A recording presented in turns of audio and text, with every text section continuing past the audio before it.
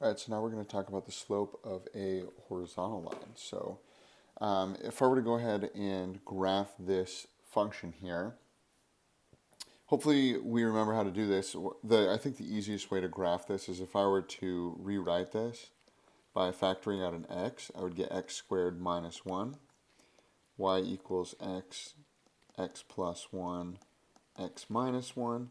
And if I think of when those are going to equal 0, those are the points that I can get where it's going to cross the x-axis. So if I go ahead and I just put some values on here right now, 1, 2, and 3, 1, 2, and 3, negative 1, negative 2, negative 3, and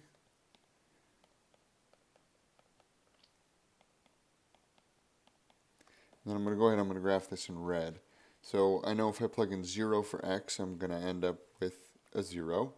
If I plug in a negative 1 for x, I'm going to get 0. And if I plug in a positive 1, I get 0. So now I like to think of when it goes negative. Well, if it's negative, that x cubed is going to be negative. So I know this is coming in from the negative side.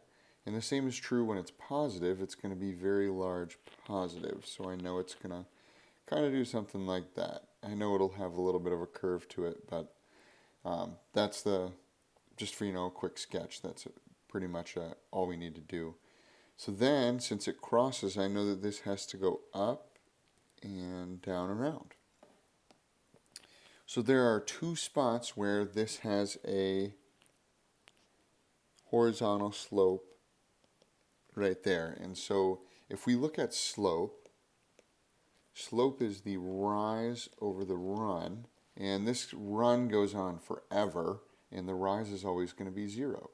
So it's 0 over some large number that we can figure out, so the slope's always going to be 0.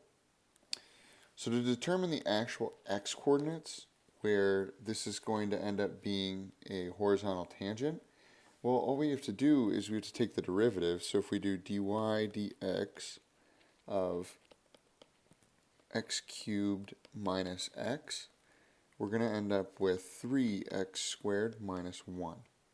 So I want to know when this is equal to 0. So I'm going to add 1 to the other side. So I get 1 is equal to 3x squared divided by 3. And I get 1/3 is equal to x squared.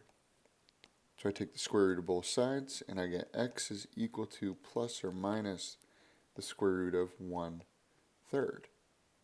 And so that's going to happen, right in this area.